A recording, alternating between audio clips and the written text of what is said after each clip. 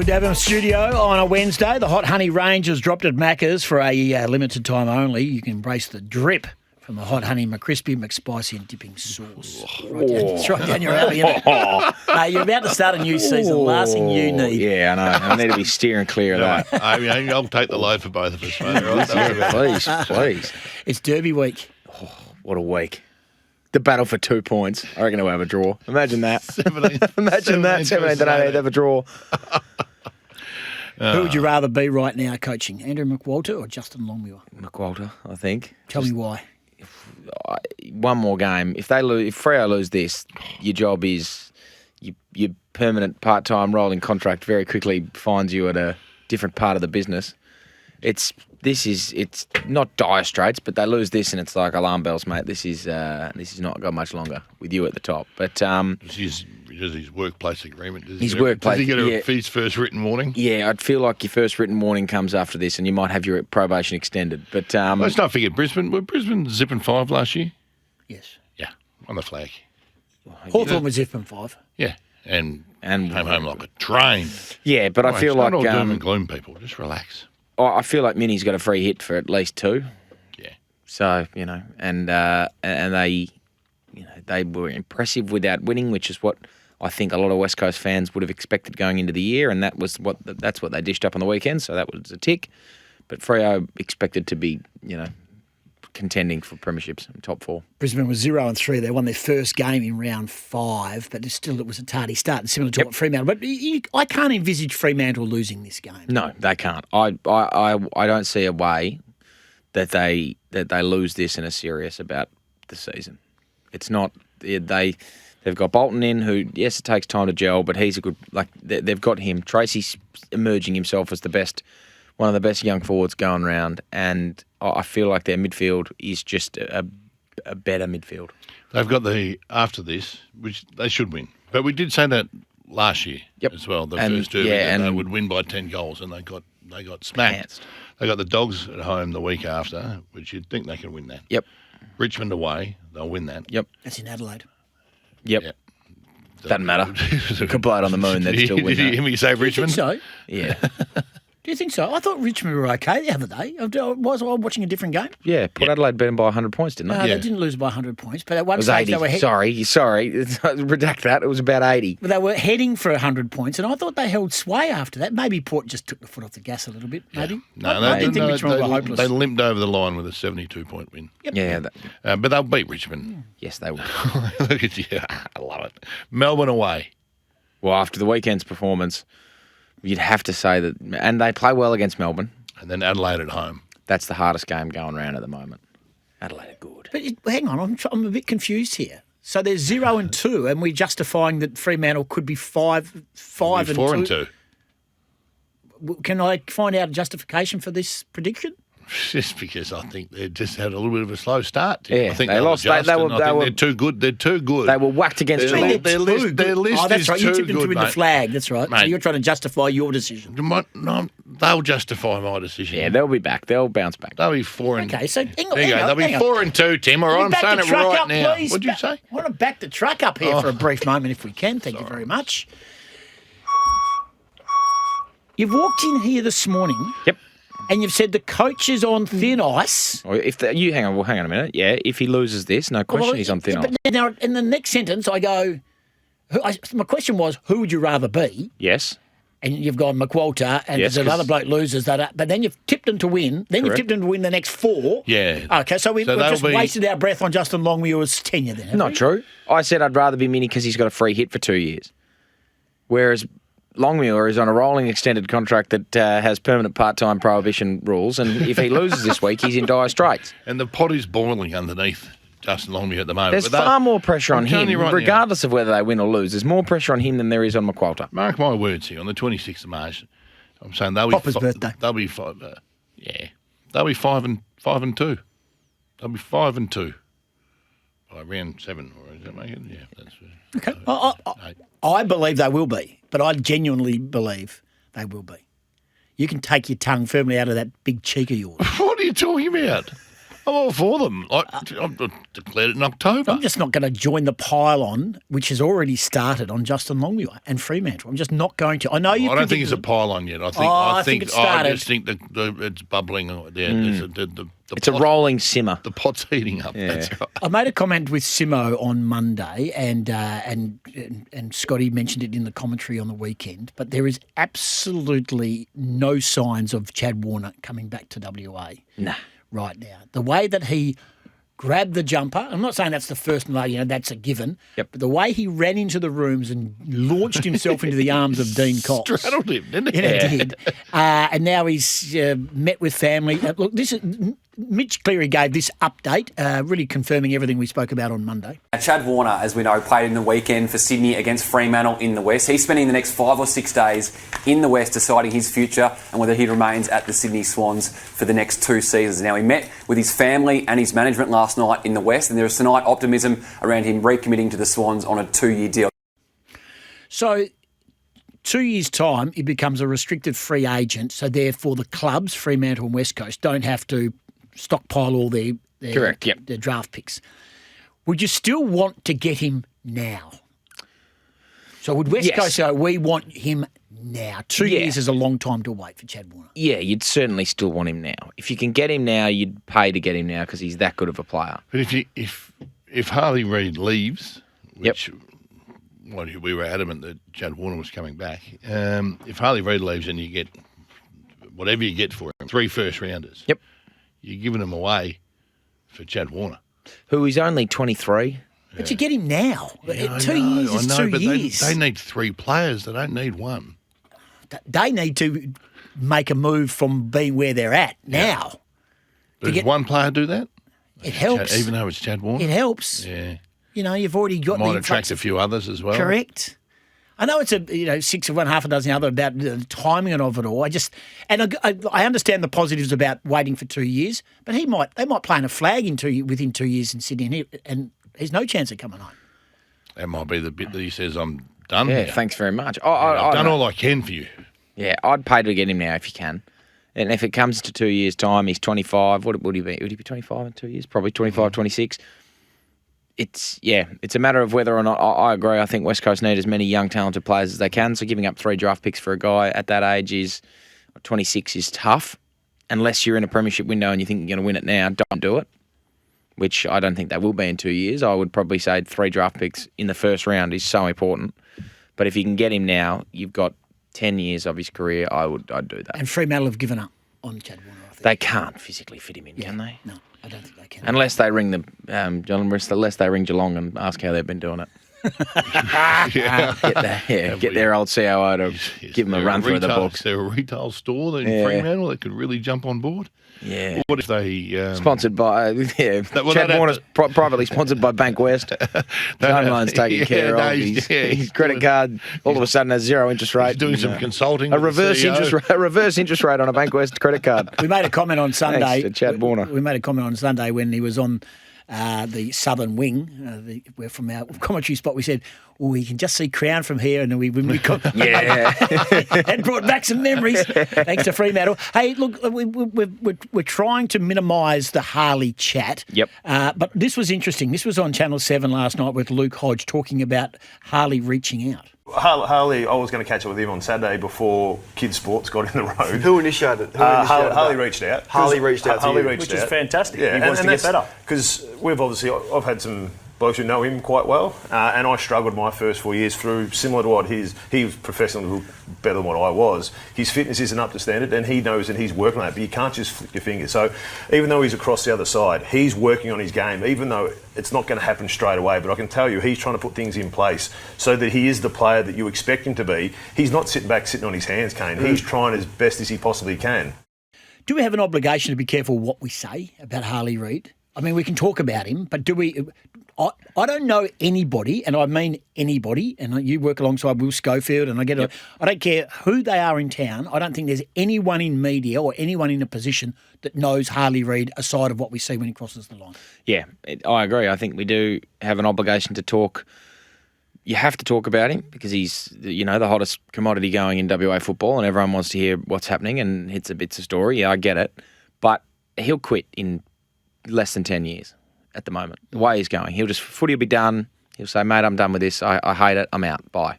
And he'll move back to Tongala and no one will ever see him again. That's where it's heading. I think it's going to get to a point where this kid has had nothing for his 18 years of life and all of a sudden thrust into the spotlight. And I don't think he loves it. He's brash on the field. He plays with the swagger. He plays with the confidence. Yep. But he's very humble. He's not like Dusty Martin, who is completely mute off the ground. But he's that sort of character where he's reserved and he's. He doesn't chase the adulation at all. I've done functions with him, and he is the most understated young man that I've been in the presence of. We've said it 100 times. I mean, he's never courted any bit of attention here whatsoever. I just think we've got a young man who has dominated his entire junior football career, even up to the under-18s, and has been able to do everything he's done on natural ability and natural talent. And now he's just finding out that at AFL level, that gets you to a certain point. It gets you drafted, but then you work. So he's figuring it out. Shortcuts. He can't have shortcuts at the AFL level. No. And I think that's what's frustrating him too, because he's never been. Yeah. He's probably never been beaten up until last year. Yep. He's never been challenged on the field or in any way, shape or form, and he's never had to do extra work. And I think that's just frustrating him at the moment. But I seriously believe if he just stops the aggro stuff, but I do think he's targeted, and I'm not. Of course he is. And I'm not saying unfairly. I'm not saying unfairly. Targeted by who? Just the opposition. They know that there's a chink in that armour. They know that they can go for him, so they tackle him longer. Yeah, but why wouldn't you if you're the opposition? You look at last year, West Coast's only games they won were off the back of him playing really, really well. He's 22 games in, and so we're asking him to be able to have a mechanism in his head to say, don't react, don't lash out, don't point the finger. But he's such a highly strung player when he crosses the line. No, it's going to take time. And I've said this on the show several times. When he's standing in the game, in the circle before a game, who is he looking at to go, I'm going to follow you. I'm going to follow you. There's no one at West Coast. They don't have anyone like that. Well, I said to you last week or the week before when I had my concerns about him was I think he should get on the phone to Nick Dacos. And I really thought he should do that to say, mate, because he gets attention all the time, but he doesn't waste one bit of energy on the fighting. Or the wrestling sort of stuff. But he's got Pendlebury on side bottom and to go. Yeah, no, I agree with that. That's why I thought he should ring Nick Dacos. But I love the fact that he's reached out to Luke Hodge. I think that's a great first step. But I look at, let's take Hodgie for an example. He was at Hawthorn. You go back, let's say Sam Mitchell's getting tagged. Do you reckon Sam Mitchell's running around and having to fight his own fights? Nope. No. Hodgie's running through someone. Guerra's running through someone. Ruffy's running through someone. Yep. They've got, I don't see West Coast helping him enough, the players on the ground. There should be 21 other guys. If people want to get stuck into him, which is exactly what other teams should do, he's their best player. Looking at last year, he influenced all 6 games that they won. And if they're going to be serious about beating West Coast, they should do that. But he should have 21 blokes flying a flag for him, so he doesn't have to do it himself. Correct. Could it be Oscar Allen as your skipper? Is that in his game? Because I would love to see Oscar Allen run off the line, come through the square and just put a check on somebody. It's not. It's just not in his game. No, it's not. So it's going to be up to Graham. It's going to be up to Baker, the new guys. Blokes who have come from. Bailey Williams could do it. Bailey Williams is he could do it. He's got a bit of dog and mongrel in him. He could terrorise anyone that's near him. Exactly. I think there needs to be a lot more internal help on ground. Agree. We're going to take a break and come back. Hamish Brayshaw here, the Sandover medalist, East Perth co-captain, one game wonder. And a man who knows about getting a bit of attention on the field. Yeah, very much so. Very much so. He's certainly in the conversation when it comes to Harley Reed. We'll take a break and come back. Scotty and Goss on Wednesday. That's not what I meant. Yesterday, we had a conversation about last in, first out players over their journey. And we've had a lot of Callum Chambers, Josh Wooden. Yep. You recall any? Troy Longmuir was mine. He was at Fremantle, so he was at Fremantle. Even when he went to Carlton, he'd played 4 games. Bang, they'd lose 3. They'd lose after a month. He's out the side. 4 would be a stretch for him. Yeah, exactly right. He was 4 would be some continuity. Do you have anyone that you recall who was often the last pick? Whether last pick, but if there was a poor performance, bang, out they went. Jackson Nelson for 100 games. Yes. Jacko Nelson was last in, first out for pretty much his whole career. Cool. For Scully's last 100 games, he was the same. Yeah, but I'd say Jacko Nelson. He was in and out of the team, and if anything went wrong, he was the fans would just turn on him, and it was, mate, sorry, you're the easy one. He was a whipping boy. He was a whipping boy. Play waffle. Sorry, mate. Yeah, very much so. And he'll be fine. Was filthy when Jack. Yeah, Nelson got that lemon in his ass. It could because I'm fearful for Neil Erasmus. I've got a feeling he might be that player. Yep. Yeah, I look at it and think it's probably right, but who's coming in over him? Like, I think Fife has to play ahead of him right now. I don't think Fife's up to it. I think Will Brodie has to get another go. I think Fife's ahead of Brodie, long way in front. Yeah, I don't think he should be. I think that's unfair as well. I don't think he should be. Freo have an issue at the moment with clearance work and winning contested footy, and Brodie does that very well. Fife is, you can't rely on him to do that anymore. And if you are, then it's not going to, If Fife's magnet is on the board and you're the opposition, you'd be looking at Fife's name. If you had Will Brodie, I'm a Will Brodie fan. I thought Will Brodie should have cut up and gone somewhere else if someone had wanted him. And I'd just go, Will Brodie, okay, we'll worry about that when it comes to it. But I think if you have Fife, I think he draws attention to the opposition. He definitely does. How many players is too many to focus on in an opposition? Because I'm thinking if you've got Fife in your team, if Fife's there and the opposition's looking at them, so it goes against what you've said, is rather we need to put time in a Sarong, Brayshaw, Young when he's fit. And you just go, I'll keep an eye on that, Fife. You wouldn't be too worried about him. So how many players can you put serious time and focus into? I don't think you can put too much. More than two is too much. Yeah. Even more than one. If you're playing inside a stoppage, it's really just if you're having a target player, it's usually just one. Yeah. Because if you go two, then you're limiting your own ability to move the ball. If you're having, okay, righto, player 1 and 2, you're on Brayshaw, you're on Sarong, it's up to player 3 to win every clearance because the other two are just sort of sweating the opposition and not really doing anything else. So I think it's one that you're trying to really go after. So if you're then having to focus on 2, 3, 4, all the whole midfield really intently in terms of like I'm going to shut this down, you're not really playing into your own team's hands. I'm going to wear it from him. I'm telling you right now, if Fife comes in and has 25 and kicks 3, 20 of them are contested and he kicks 2 or 3, I'm going to wear it from him. Yep. See, I think Michael Walters, and I know he's injured, but I just think Michael Walters is in their best 23. He's a better player than Michael Frederick. I understand Frederick's zip, and I understand all that. But couldn't agree with him more. But you know what you're gonna get with Walters. You'll get a contest every time. You don't get that all the time with. And I'm just pulling a name out, but he's not the only one. There are blokes in that Fremantle team that I would pick Michael Walters, whether he's 35 and ageing, and he just brings so much more to the team than some of the guys they're giving games to. When he's ready, he's got to play. I think Michael Frederick is absolutely plateauing at the moment. He needs to step his game up like there's no tomorrow. He's a highlight reel. Yep. And the fans get excited when the ball's... Yeah, that's it. You can cherry pick how many highlights he's created. Well, you're not picking one from the weekend.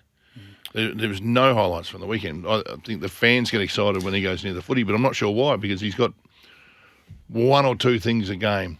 He needs to highlight his pace a lot more. He's not doing that enough. He's very quick, he's very agile, and he can zip, but he hasn't really shown that burst and zip. You throw him on another wing.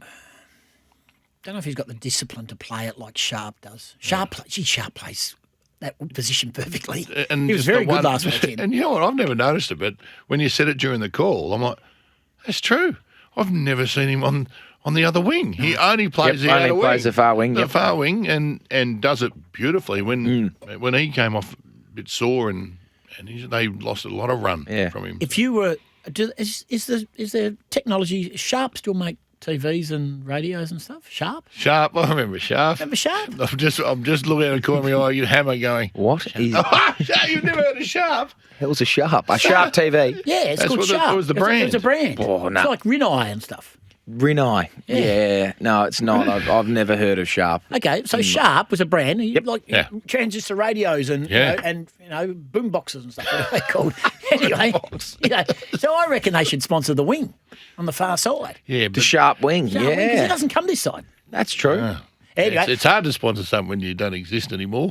Yeah, really difficult. Let's check if Sharp. You blokes check if it's Sharp's still a brand. They're in front of Sharp ad I think for they me. might be like a They're both looking at each other. TCL now. Is there or an something E like on the end of Sharp? They're thinking now. Hey, boys, let's get out there, get hammer into your tips. Scotty and I will do ours tomorrow. Of course you will. Wait for the teams to come out. Well, Simo does his on a Monday. Yeah, he's not happy about it either. We get Ox to do his on a Tuesday or Wednesday. Yeah. He's not happy. But Goss and I are flying. Here we go. Essendon at Marvel. Zach Merritt, very impressive captain. I thought he was on AFL 360 last night. She's a good talker and a good player. Takes on Port Adelaide, who bounced back with a big win over the Tigers. Game. Massive game. I don't know why I'm thinking Essendon are going to bounce back here, but I think they will. I'm going to tip Essendon. Okay. I think Port are very good, but I reckon Essendon bounce back. Okay. I think the Bulldogs, if they can get some troops back, in 3 or 4 weeks, they're going to make a real charge in the back half of the season. Carlton, the question mark is still out on the Blues. Oh, wow. Yeah, well, you can throw that question mark in the bin because they're done, and the Western Bulldogs are going to roll over them here. Done. Dogs will beat them. Carlton will start zipping 3. They'll be booking their trips in August. And Sam Darcy. Wow. Sam Darcy could kick 1,000. Who would play on Sam Darcy? It has to be Jacob Wiedering Wiedering. has to go to him. Yeah, And then what happens is every other Bulldogs forward can have the day out of their lives. Because all Carlton have got in the back 50 is Jacob Wiedering, and if he has to deal with... If he zips off Darcy, like zones off him. Yeah, Darcy will kick 10. Yeah. We've got Adam Sard. I'm glad everyone's on board, Sam Darcy. We've got Adam Sard blazing out of half Yeah, back and kicking at 35. Yeah, great run. He plays this fun game where he just closes his eyes and kicks it wherever he wants. While his man kicks 6. Melbourne take on the Gold Coast Suns. I am bullish. You're bullish. I am so bullish about the Gold Coast Suns winning on the road a lot this year. Yeah. And they were great Oh, here. that was so good. They were so good here. Favourites. Yeah. Oh, and deservedly so. Say that again. Fresh Who are favourites? Gold Coast. Well, that checks out. Melbourne were rubbish on the weekend. They had a week off. No Stephen May. King could kick 8. Yep. It's. I think it's the year of the Sun. They're not going to win it, but they'll go very, very good. They'll win every game at home, and now they're going to win more away than they'll lose. So I think they'll finish top 4. I'm glad you're on board. Finally, someone else is talking sense. Yep. St Kilda, they're back. They're taking on the Tigers. They're back. We're back. I'm telling you. Ross. Well, we're back. Hey, we're back. We're back. They're back. We're back, Yeah. Ross. We're back. My man, Ross, he masterminded that against Geelong. I could see that coming. They take on Richmond. I still can't believe St Kilda won on the weekend. It's. If you had a game to put your house on, be that one or Port Well, I Richmond. just about did and lost my house. How's St it Kilda going? win this. The multi came crashing down. Everyone just loads. Everyone just loads up. Oh, how about a free $1.30 in the end of the multi just for Geelong to come over the line and whip a pitiful St Kilda team? But all of a sudden, Jack McRae was the best player ever. Anyway, St Kilda will win that. First versus third as it stands right now. And I said the word versus, so if anyone's listening, that's the way you say it. Versus. First versus third. Hawthorn and the Giants. What a game this one. In Tassie. Oh, yeah. This is a game. This will be obviously game of the round. I think... Tassie. Yeah, who cares? Tassie will be blowing up. You watch Tassie rock. Everyone back on the Spirit on the way home. Beautiful. Oh. Hopefully there's... What a horrible trip. Hopefully the swell's just simmering. Look, Hawthorn are exceptional. I think they are such a good team all round. The additions they've made are so good. They're so strong. The Giants will test them and give them the best test they've got all year. You can't see the slide coming? I can't see the slide coming. But that being said, I like GWS a lot. Oh, Teams would be handy right now. no, teams would be great. Hawthorn Giants. It's Tassie. Yeah, I know. I'm going to. You got to tip Hawks. Correct. Have to tip the Hawks. You have to tip Hawthorn in Tassie. There's no doubt. Hey, Brisbane hosting Geelong. Do they respond? It's going to be so hard. Where is this, by the way? It's at the Gabba, Oh. Wollongabba, the suburb of Brisbane. Yeah, my spiritual home. I would have to say, Brisbane. Brisbane were just on the weekend, but they'll take a lot from the win and they'll smack Geelong. My grand final favourites, Adelaide, hosting North Melbourne on Sunday. I will never tip against North Melbourne again after the weekend until they lose Can you another sing the game. song? I saw you sing the song. It's the greatest song in heart. No. Hearts to Hearts and Hands to All Hands of it. is All of it is good. it's one of the great Give us songs. more. I just gave you this. Hearts to hearts and hands to hands. Beneath the blue and white we stand. We shout, God bless our native land. North Melbourne, North Melbourne. Out we come, out we come, out we come to play. Just for recreation's sake to pass the time away. Lots of fun, heaps of fun. Enjoy yourself today. The Melbourne boys are hard to beat when they come out to play. So join in the court. And from there, it's just tremendous. So thank you. I'm tipping North. I'm seriously tipping North Melbourne. Adelaide. Yep, Adelaide I'm seriously tipping North Melbourne. It's clicked. Lucky you sang the song first. Yeah, it's clicked. Don't come here and take the It's piss, clicked. All right, one more. And you've tipped Fremantle to win easily. I've tipped Fremantle to win easily. Easily. Where can just real quick question? What's happened to East Perth? You could get the spoon. We've won one practice game in 8 in Ross's tenure. So so you're tanking. We're not very good in the pre-season. You got a little grass burn on the forearm there. Do they still bring out the fryers? No, but the Fryers Balsam he's just dab it on the roof. Oh God, it's shocking. It wasn't the game. He just when he was leaving the club, he slipped over. Slipped over on the construction site. No, it's we'll be fine. Have games been moved? Pre-season games been moved off the ground? I don't think they've currently been moved. We've got 2 weeks to make it good. I think the women are playing there this weekend. The Waffle W starts, and I think we're playing at home until I'm told otherwise. But no night games yet. No night games yet. No. Thanks for coming in. Always a pleasure. There he is. Hamish Brayshaw, we love him. The Hot Honey range has dropped at Macca's for a limited time only. He's going to go through the drive-through right now and embrace the drip with Hot Honey McCrispy, McSpicy and dipping sauce. Back with plenty more. Mark Duffield's in after 8.